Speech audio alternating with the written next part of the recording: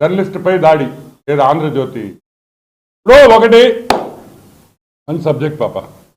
జర్నలిస్టులపై దాడి ఏబిఎన్ ఆంధ్రజ్యోతి ఈనాడు కనిపిస్తే కొట్టడం కనిపిస్తే దాడి చేయడం మొన్న ఈనాడులో చూసాము ఇసుక ఫోటోలు తీస్తుంటే తరిం కొట్టారు నిన్న సిద్ధం సభలో ABN Andhra Jyothi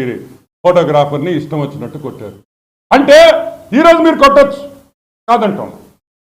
power is in your hands ఈరోజు అధికారం మీ చేతుల్లో ఉంది పోలీసు వాళ్ళు వైసీపీ పోలీసు వాళ్ళు అందరూ మీ చేతుల్లో ఉన్నారు కాబట్టి మీరు ఏమైనా చేయండి కానీ గుర్తుపెట్టుకోండి రేపు సాక్షి పేపర్ కానీ సాక్షి రిపోర్టర్స్ కానీ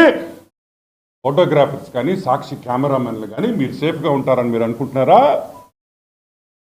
అనుకుంటున్నారా ప్రతీకారం ఉండదనుకుంటున్నారా వద్దు ప్రతీకారం వద్దు ఇటువంటి పనులు అంటే వెంటనే ఈనాడు రిపోర్టర్ మీద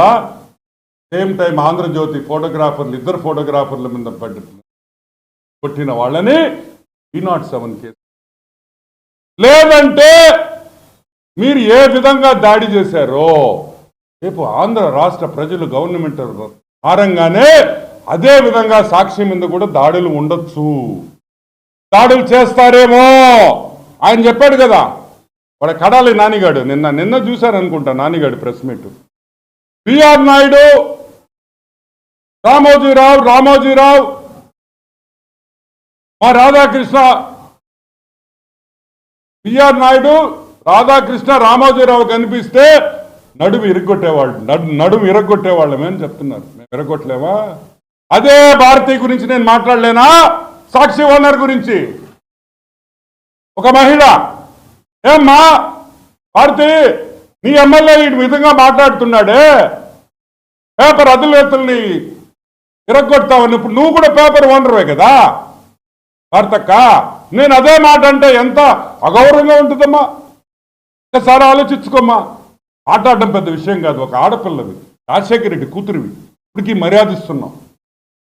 తీస్తాం బయటకు వస్తే అంటే కరెక్ట్ అది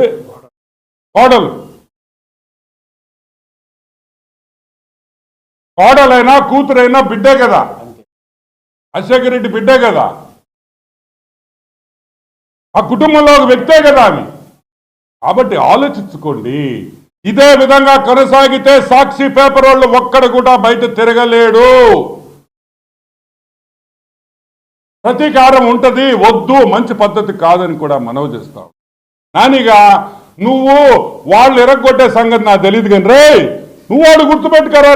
రేపు మే తర్వాత ఆడుంటావు చూడు బుర్కా గిర్కా వేసుకొని గడ్డ ఉంది ఇంటికి బుర్కా వేసుకున్నా కూడా వర్కౌట్ కాదు ఇంటికి ఉంది